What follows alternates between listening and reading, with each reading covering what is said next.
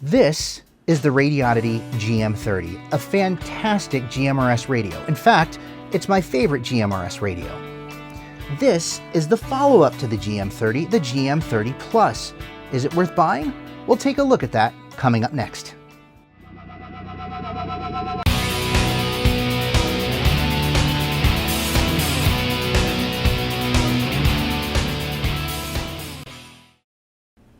Welcome back to the channel. In 2021, Radioddity released the GM-30, a great GMRS radio that became very popular because it's just such a solid performer. Again, it's my favorite, and if my family members happen to need a radio for an excursion or something we're doing that day, this is what they get. In 2024, Radioddity decided to update the GM-30 to the GM-30 Plus. Now, this model gained some features, but it also lost some others. So, is it worth buying? Well, let's take it over to the bench and get a closer look. Now, this is the Radioddity GM-30 Plus. Now, I got mine through the Amazon Vine program, where Amazon sends me things and I do a written review for them. So that's how I got mine. Now, I have to echo what some other people in the reviews on this item said, in that when I got mine, I'll show you the box here. The packaging leaves a little bit to be desired. This is how it showed up. Kind of demolished inside the box. Now, the unit itself was fine. I didn't experience any issues with it, but that didn't put a lot of faith. didn't instill me with faith, let's put it that way. It came with an earpiece, a wrist strap that I don't use, a USB-C charger that I don't use, or I'm sorry, USB-C cable and a USB-C charger, all of which I do not use because I've got so many of these things floating around, I never even unbox them. It also came with a fairly good, I won't say great, good instruction manual, easy enough to understand. Pretty verbose, which is not a bad thing. You want to know everything about your radio. Let's see, how many pages do we have here? Not that that's always a measure of how good a book is, but 44 pages. Kind of explains everything that the radio can do. This particular radio is not unlockable. It is not unlockable. It is locked by firmware. So if that's something that you were thinking about doing, you know, maybe picking it up as a GMRS radio and then unlocking it for use on amateur bands, not going to happen. It can receive amateur bands, but you're never going to be able to transmit on them.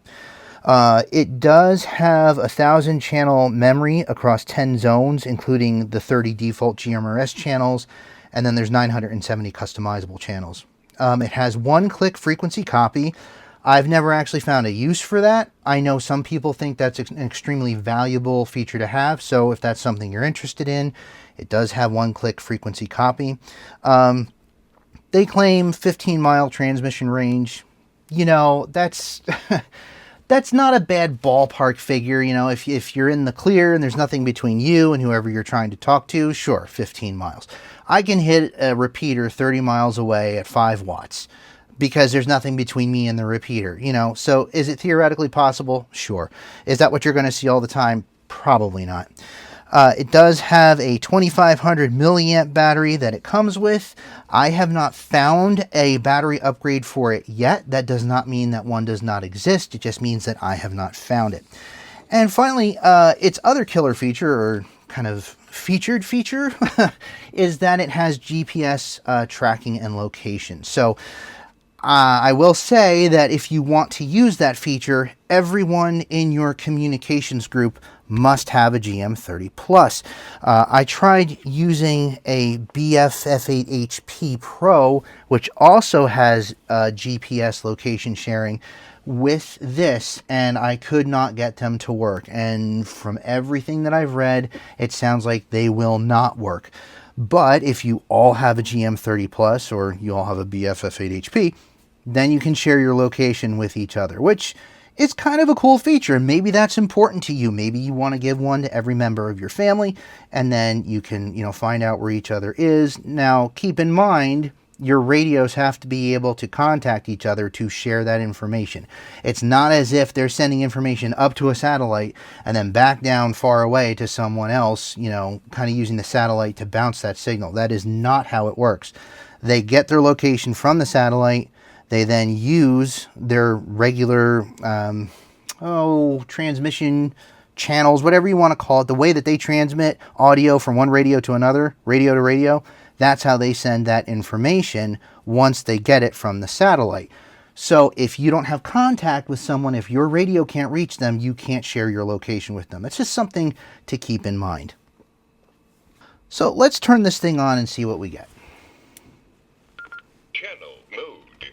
So that's a fairly new voice, although I have heard it on other models of radio. It must be common to models of radio these days. I think the last time I heard that was on a Baofeng UV25. So, yeah, there's a new, and that's one of the issues with this. We'll talk about that in a second. That's a new voice that that appears on radios now, and it's fairly pleasant. I kind of like it better than the female voice that they used to use. So, it has a color screen, which is pretty cool, and it looks great when it's not in sunlight. If you take it out in direct sunlight, it becomes very difficult to see. And the other issue is that just like any other color screen that's out there, like your phone, if the light goes off, you can't see a thing. You don't know what you're on, what channel.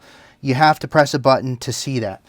Now, just in comparison, I'll show you the GM-30, the original. It too has a backlight. And we can see that the backlight's on. You can see the text there. Well, it's a little blurry, but when the backlight goes off, look at that. You don't need a backlight. You could turn it off if you wanted to, I suppose. But you don't need a backlight to see the screen. That's perfectly legible. And when you're in sunlight, it actually helps. So I know a lot of guys like color screens, and I get it. They look nice, but I prefer to not go with a color screen. That's just my choice. I like the redundancy of the one color LCD that does not require a backlight to be seen. Okay, so let's turn this off and on again so we can see the screen. Channel mode. Okay, so there's the screen. Very legible. When you can see it when it's on, it's very legible. Now you can tell I've used this a bit because the battery is not completely charged. The battery is a USB-C battery. The port is right back here. This cover is actually a little bit difficult to get off unless you have fingernails, which I don't. But there's the USB-C port, which is nice because that means this can charge standing up. That's always a plus. Now that I have it standing up, you'll notice something's missing. There is no flashlight on this. Now, is that a deal breaker? I don't think so. Frankly, a lot of my radios show up without flashlights these days.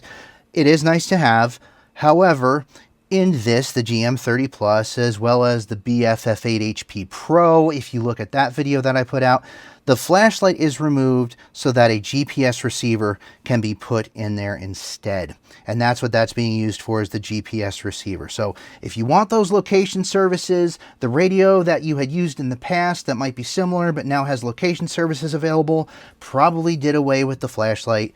It's just how things work in order to keep costs down and whatnot. So you've got to weigh that. Do you want a flashlight or do you want GPS location?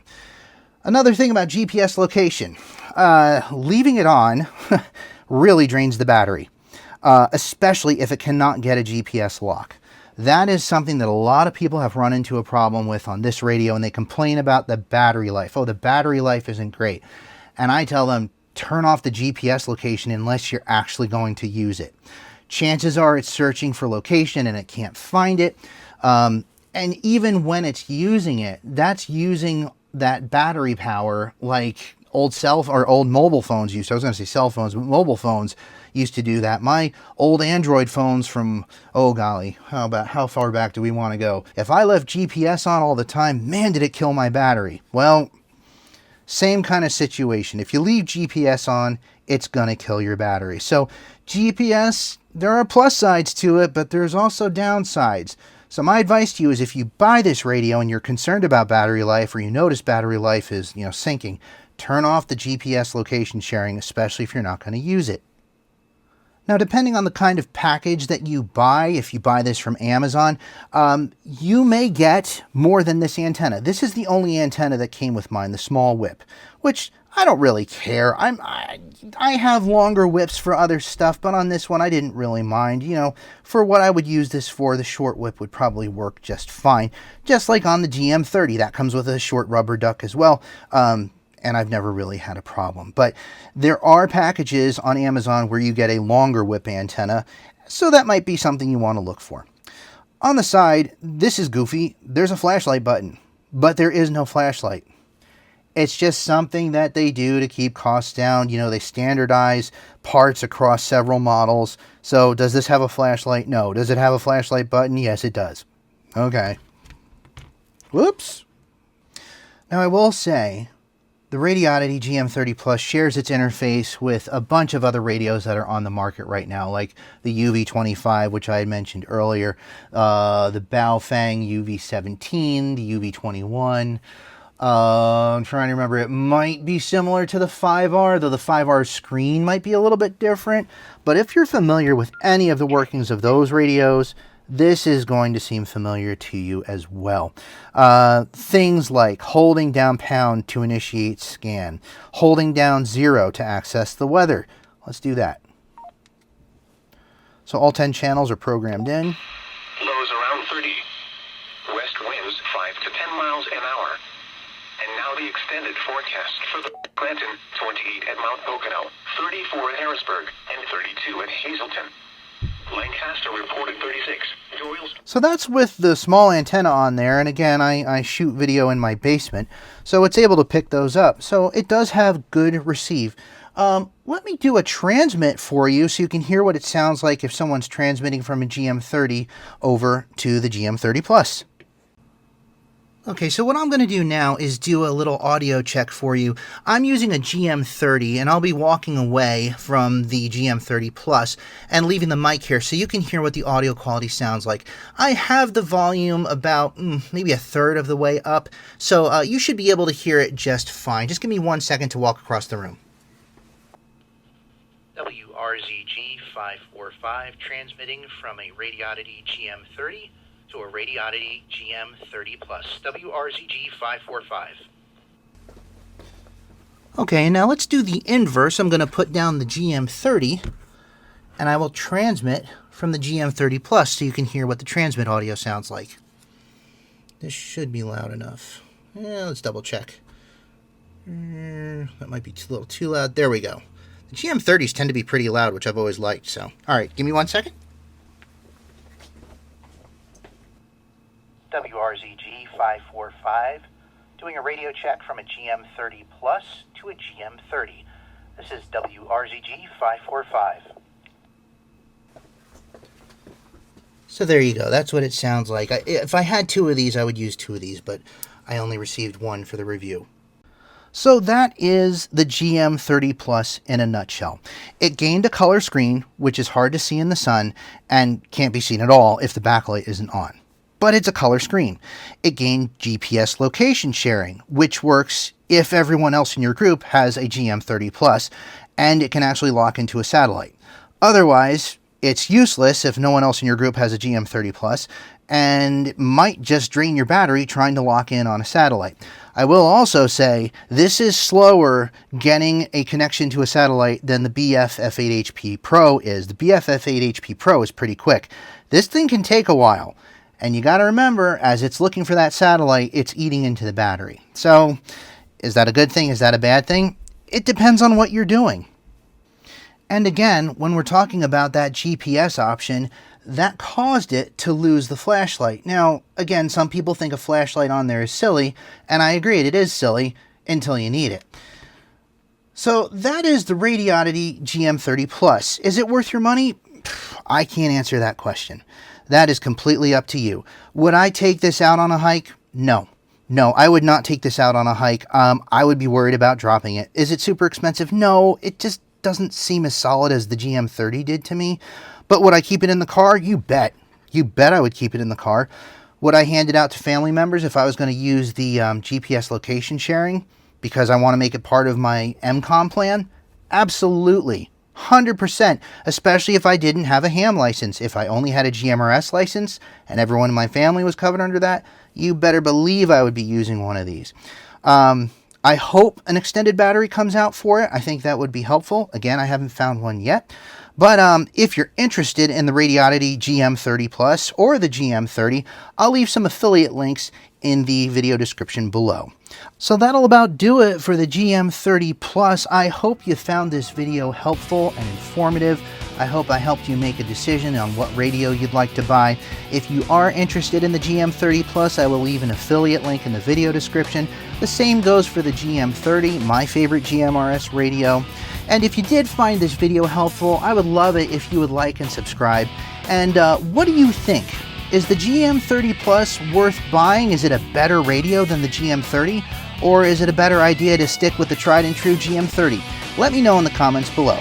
Until next time, this is Matt, and remember, when it comes to tech, I've got you covered.